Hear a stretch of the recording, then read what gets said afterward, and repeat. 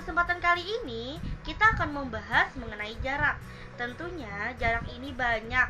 Saya akan memulai dari yang paling simpel dulu nih. Yang paling simpel itu adalah jarak dari titik ke titik yang akan kita bahas sekarang. Cus, kita lihat sama-sama. Jarak dari titik ke titik itu gimana sih? Oke, ambil contoh.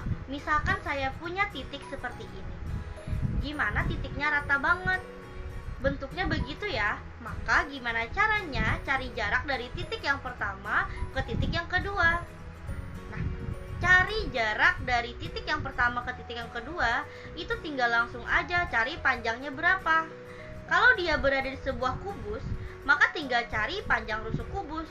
Kalau dia berada di sebuah prisma, maka kita tinggal cari berapa panjang rusuk prismanya.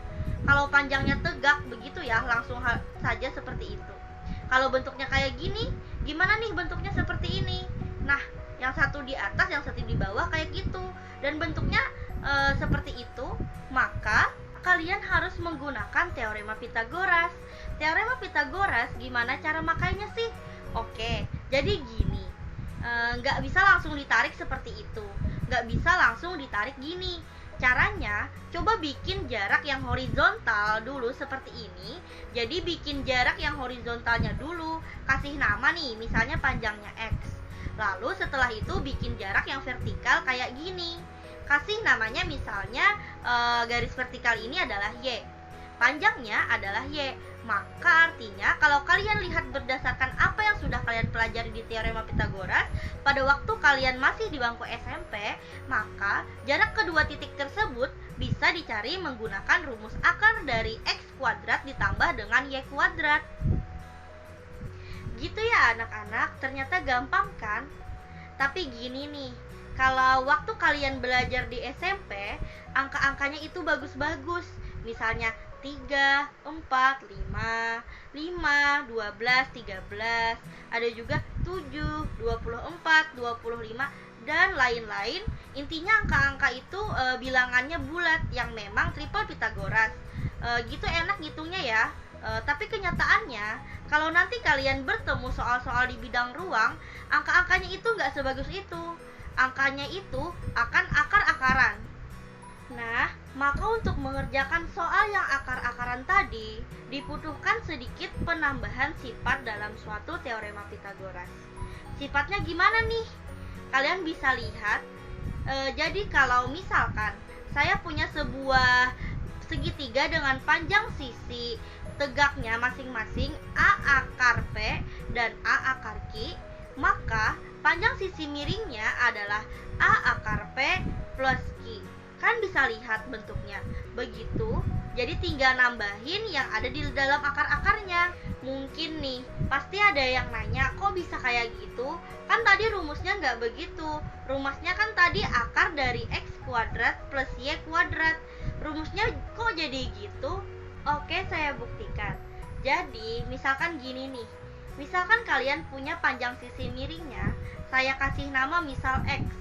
Jadi, yang tadi panjang sisi miringnya adalah A akar P plus Q, saya ganti namanya dengan X. Misal, panjang sisi tegaknya akar A akar P, untuk sisi tegak satunya A akar Q. Panjang sisi miringnya tadi adalah X. Berarti, gimana kalau kita mau pakai rumus Pitagoras? Berarti, X kuadrat sama dengan A akar P kuadrat ditambah dengan A akar Q kuadrat. Gitu kan ya, seperti yang kalian lihat, kita bisa menuliskan X kuadrat sama dengan A kuadrat P tambah A kuadrat Q, ya enggak? Bener enggak? Lalu lanjutannya gimana? Berarti X kuadrat sama dengan A kuadratnya dikeluarkan, di dalamnya adalah P plus Q. Kayak yang kalian lihat nih, berarti jadi X sama dengan akar dari A kuadrat dikali dalam kurung P plus Q.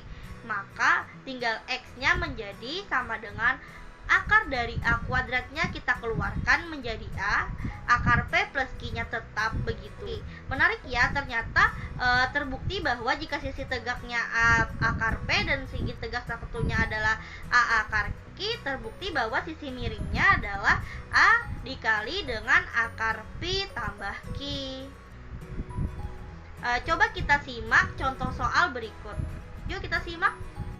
Coba kita lihat kubus ABCD EFGH berikut ini. Pertama-tama, coba kita lihat bahwa panjang rusuknya adalah 2. Terus kalian lihat di situ ada titik P, di mana titik P berada di tengah CG. Artinya apa? Artinya adalah panjang AB adalah 2, panjang BC adalah 2, dan panjang CP adalah 1. Oke, jadi gimana caranya kita mencari jarak dari titik A ke titik P? Pertama-tama, kita coba cari dulu berapa panjang AC. Caranya gini nih, panjang AB-nya kan itu 2. 2 bisa ditulis menjadi 2 akar 1. BC-nya bisa ditulis menjadi 2 akar 1. Berarti AC-nya jadi apa? Jadi 2 akar 2, tinggal 1 ditambah 1 sama dengan 2. Jadi panjang AC-nya adalah 2 akar 2. Lalu, kalian juga bisa lihat ternyata kita akan melihat segitiga siku-siku lagi, yaitu segitiga ACP. Kenapa coba segitiga ACP itu siku-siku? Karena PC tegak lurus dengan ABCD. PC tegak lurus dengan ABCD yang artinya PC tegak lurus dengan semua garis pada ABCD termasuk AC. Berarti AP-nya adalah AC kuadrat plus CP kuadrat. Berarti akar dari 2 akar 2 kuadrat tambah 1 kuadrat sama dengan 8 tambah 1. Jadi akar 9. Akar dari 9 adalah 3. Berarti panjang dari A ke P sama dengan 3. Gampang ya ternyata. Tapi ada cara lain nih. Ada cara lain untuk mencari panjang AP. Bisa dilihat untuk mencari panjang AP sebenarnya kan tadi rumusnya adalah AC kuadrat plus CP kuadrat. Ya padahal AC kuadratnya itu adalah AB kuadrat ditambah BC kuadrat. Berarti bisa kita tulis bahwa AP kuadrat itu sama dengan AB kuadrat plus BC kuadrat plus CP kuadrat. Nah, seperti itu. Atau dapat diartikan AP sama dengan akar dari AB kuadrat tambah BC kuadrat tambah CP kuadrat. Jadi langsung begitu juga boleh ya. Tapi kalian perlu ingat bahwa untuk rumus seperti ini hanya berlaku jika AB tegak lurus dengan BC dan AC tegak lurus dengan CP. Nah, gampang kan? Jadi gimana? Kalian tadi udah lihat ya, kita belajar mengenai apa coba? Kita belajar mengenai teorema Pythagoras pada bentuk dimensi 2. Pada bentuk dimensi 2 itu berlaku rumus kayak gini tadi. Jadi, kalau ada panjang sisi tegaknya A akar P sama A akar Q, maka panjang sisi miringnya adalah A akar P plus Q. Lalu, kita juga akan belajar teorema Pythagoras pada bentuk bangun ruang. Bentuk bangun ruangnya seperti ini.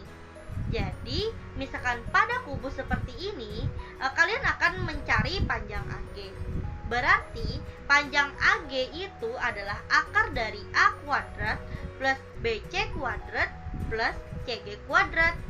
Jangan lupa, itu cuma berlaku kalau AB tegak lurus sama BC dan AC tegak lurus dengan CG. Gampang ya ternyata. Nah, coba kita lihat soal berikut ini. Kita akan kerjakan bareng-bareng ya. Oke, coba kita lihat ya. Tadi soalnya gimana?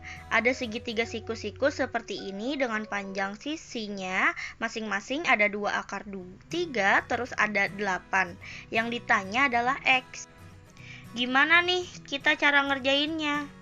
Nah, tinggal lihat aja gini ya, bahwa ini udah ada 2 akar 3. Nah, untuk 8-nya kita jadiin aja 2 kali 4. 8 itu kan 2 kali 4. Nah, lalu 2 kali 4 itu bisa jadi 2 akar 16. Nah, si X-nya kan tadi kita udah belajar ya, bahwa tinggal langsung ditambahkan akar di dalam akarnya tadi. Berapa? Kan di sana ada akar 16 dan akar 3. Kita tambahkan saja nilai akarnya, 16 tambah 3 sama dengan akar 19. Jadi nilai X-nya adalah 2 akar 19. Gampang ya? Coba kita lihat soal yang satunya lagi nih. Soal yang satunya lagi ada bentuknya seperti ini. Bentuknya adalah panjang sisi miringnya 27, panjang sisi tegaknya adalah 9. Yang ditanya adalah sisi yang satu lagi. Gimana sih caranya kita untuk menemukan sisi yang satu lagi? Caranya adalah kita tinggal lihat bentuknya. Di sini kan 27. 27-nya bisa kita buat menjadi 9 dikalikan dengan 3. Jadi kita samain aja. Ini kan ada 9 nih. Jadi 9 dikali 3 sama dengan 27. 9 dikali 3, nah 3-nya itu bisa menjadi akar 9. Jadi 9 akar 9 itu sama dengan 27. Setelah ditemukan panjang sisinya yang pertama adalah 9, yang panjang sisi miringnya adalah 9 akar 9, kita dapat menemukan nilai Y-nya. Coba tebak, kira-kira berapa sih nilai Y-nya jika kita kaitkan dengan pelajaran kita tadi? Kalau ada yang mengira jawabannya adalah 9 akar 10, itu kurang tepat ya. Kok bisa kurang tepat sih? Nah, yuk kita simak bagaimana cara menemukan nilai Y. Cara untuk menemukan nilai Y adalah mengurangkan di dalam akarnya. Nah, di sana kan diketahui tuh akar yang pertama adalah akar 9. Nah, akar sisi yang lain adalah 9. Di situ kan akarnya tidak ketahui ya, berarti akar 1. Maka untuk nilai Y adalah 9 akar 9 dikurang 1. 9 akar 9 dikurang 1 itu sama dengan 9 akar 8. 9 akar 8 dapat kita sederhanakan menjadi 9 akar 4 dikali 2. Nah, akar 4 dapat kita keluarkan menjadi 2. Jadi 9 dikali 2 untuk akar 2-nya tetap 9 dikali 2 sama dengan 18. Jadi nilai Y adalah 18 akar 2. Kan tadi kita baru belajar teorema pada bentuk segitiga dimensi 2, ya enggak? Nah, sekarang gimana kalau kita belajar di bentuk dimensi 3? Coba lihat soal-soal berikut yang akan kita kerjakan bersama-sama. Nah, di sini ada soal nih. Berapa panjang AG? Yuk kita simak bagaimana cara menyelesaikan soal berikut. Oke, tadi di sini kita udah lihat ya. Ada balok ABCD, EFGH, kayak gini. Lalu kita tahu panjang masing-masing untuk AB-nya adalah 12, untuk BC-nya 3, dan untuk CG-nya 4. Dan yang ditanyakan di soal adalah AG. Nah, kira-kira bagaimana nih caranya? Kita lihat di sini AB tegak lurus dengan BC, AC tegak lurus dengan CG. Kita bisa pakai rumus gini, bahwa AG sama dengan akar dari AB kuadrat tambah BC kuadrat tambah CG kuadrat. Atau berarti jadinya adalah akar dari AB adalah 12 kuadrat ditambah 3 kuadrat ditambah 4 kuadrat. Oke, jadi gini ya ngitungnya. Akar dari 12 kuadrat adalah 144 tambah 9 tambah 16. Nah, jadi akar dari 144 tambah 25 sama dengan akar 169 sama dengan 13. Kayak gimana? Udah paham ya dengan materi jarak dari titik ke titik ini? Nah, setelah ini ada latihan soal nih. Coba buka link kuisis berikut untuk mencek pemahaman kalian. Berikut ini saya paparkan cara untuk mengakses kuisis. Pertama, masukkan link yang telah kalian salin ke browser kalian. Kedua, klik mulai untuk memulai kuis.